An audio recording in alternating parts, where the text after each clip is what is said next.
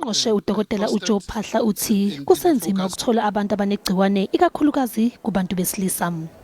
There are still notable gaps in terms of case finding, especially as we said amongst us the men who are very reluctant to seek medical and health care. So it's up to us. We've got a lot to do, Honorable, and all of us. Amadoda ayasaba, but basaba umjovo.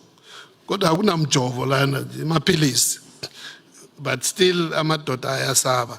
So we've got a lot to do in terms of mobilizing the men to encourage all of us to know our status.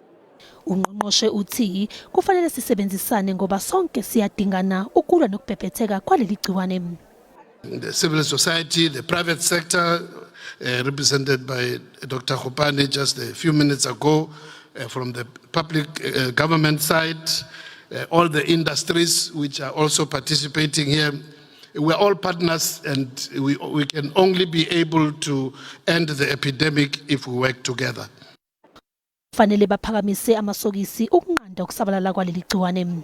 Our HIV combination prevention interventions such as PrEP, CAP LA, the Peverin ring, PEP, condom promotion, integration of family planning, and sexual and reproductive health and STI management need to be scaled up.